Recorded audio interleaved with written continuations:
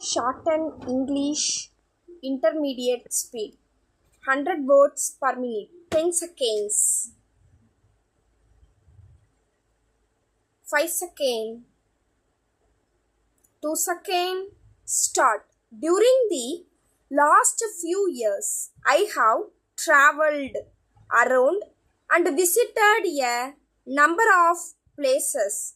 First of all, I went to the forward areas where I found the joints of the army and air force in excellent spirits in major cities. I saw lakhs and lakhs of people, their faces beaming with a new confidence and a new vision. The country has a whole presence and inspiring picture. The solidarity of the nation has been amply demonstrated to the entire world now. There is a strong will to make good in all directions. We are still in the midst of an emergency and we may well have to live with it for quite a time.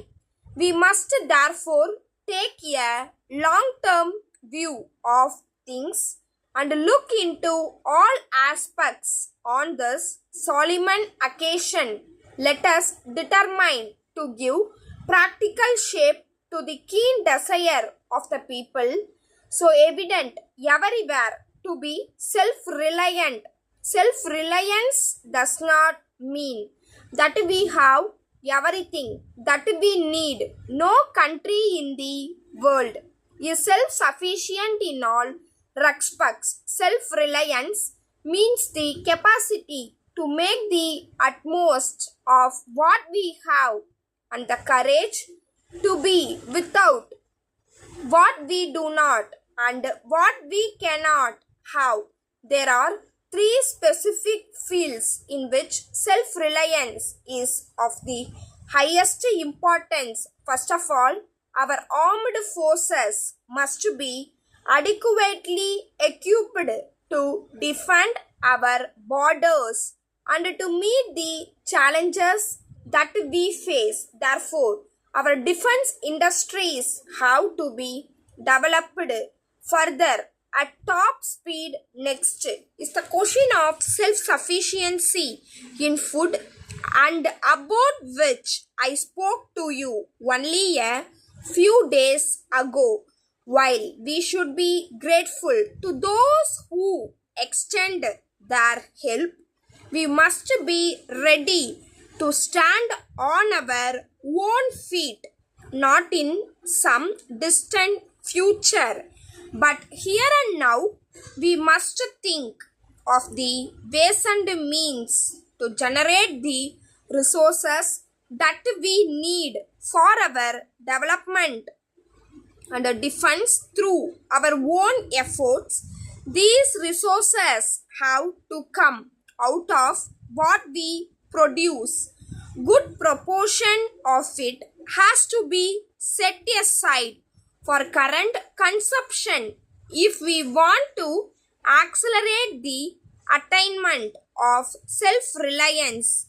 We have, in other words, to produce.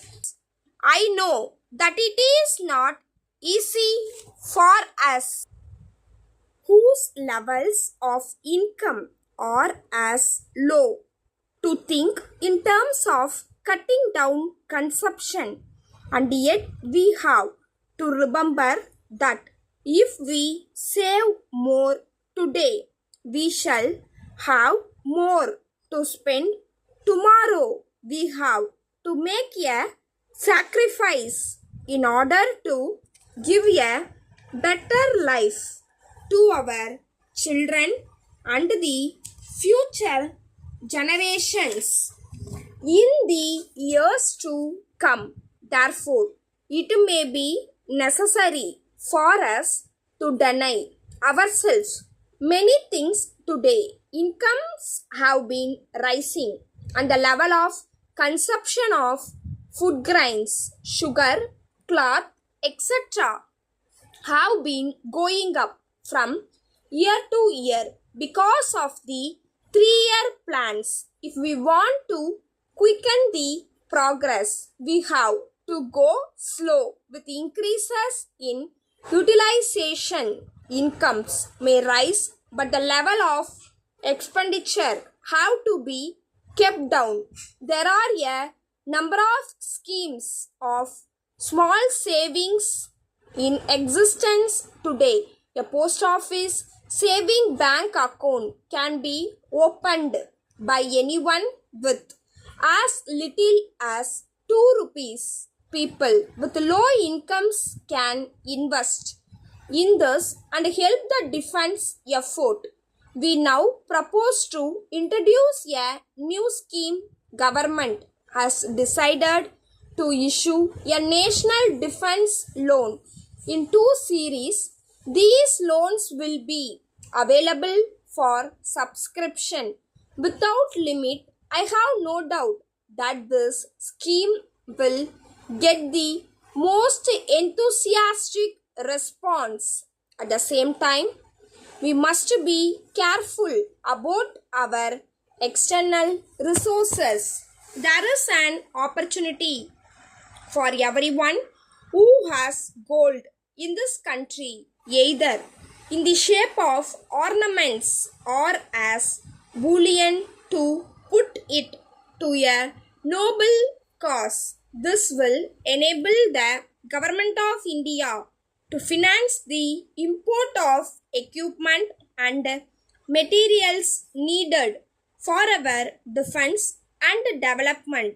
I would like to appeal to Indians living abroad to send whatever money they have through official channels alone.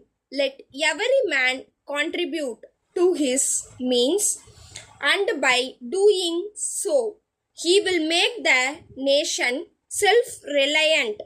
Dear Chief Minister, I shall begin this letter by drawing your attention to the broadcast I made last evening on the food situation. You may have heard this or read it, but for facility of reference, I enclose a copy. There is nothing very new in what I said, but I hope there is a new approach. You will observe that we are appointing a commissioner for food production whose name will be announced soon. He will be vested with large executive powers. We shall at the same time try to tone up our secretariat machinery to suit the needs of the time. One thing is certain, that we must get going about this business, and we cannot allow matters to drift simply because the machine works slowly or some individual is incapable of moving fast. Whatever we may do at the center, the problem remains essentially a state one, and everything depends on what the states do in this regard.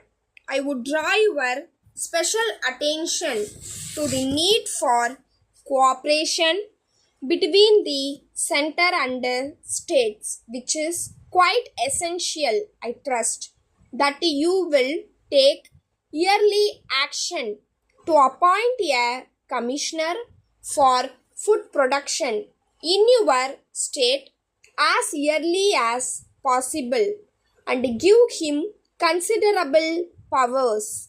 We have had to deal with very difficult law and order problems in the past 2 years. I think it is high time we reviewed this position fully. I have been deeply pained to see the drift in some periodicals. I do not know what can be done about this? Because we do not wish to interfere with the press as far as possible, but surely the leaders of the press themselves should be made to realize that all this is degrading the press as well as the nation. Yours sincerely, Stop. Please subscribe my channel.